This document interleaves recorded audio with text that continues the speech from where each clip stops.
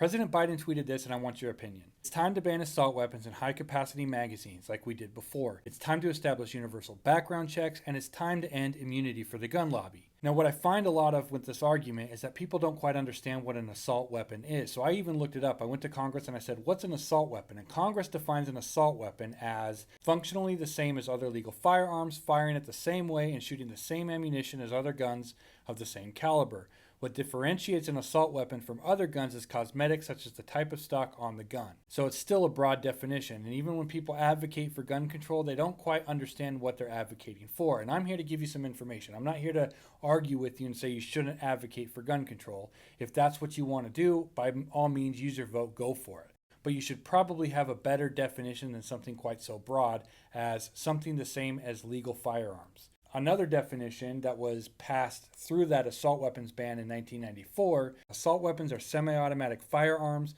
that are high-powered and can have a muzzle velocity that is up to 4 times faster than that of a handgun. So at least that's a little bit better of a definition than just something that is the same as other legal firearms. You can still technically bypass that regulation by reducing your muzzle velocity on a weapon and upgrading it when you need to or want to. Another part of his tweet is that he wants to ban high-capacity magazines, so I went ahead and I looked that up as well.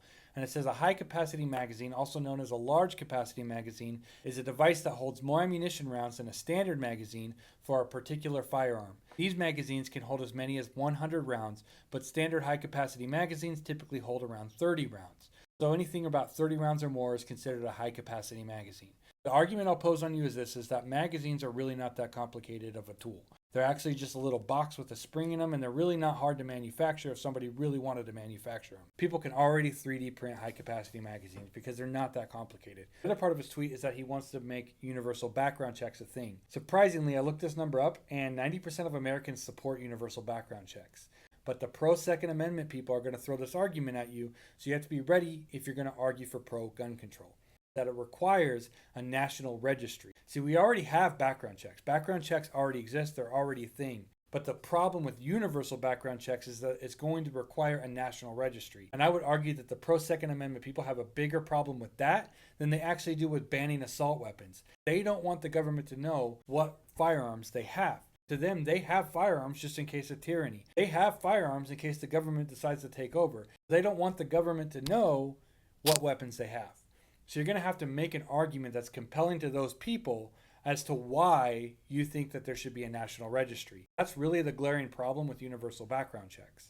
Now, states already have background checks. It's already a thing when you go buy a weapon. States like Nevada have background checks when you're going seller to seller. Even when you're not going into a store, like let's say you're just buying from a seller that you met online, you still have to run a background check. So the way that that is done is you meet the seller in person, you check out the weapon and you say, yeah, I want to buy this weapon. Then you have to go to a store like that has the capability to do background checks, and you run the background check within that store. And if you pass that background check, then you can buy the weapon and it's all registered and it's all there within the state.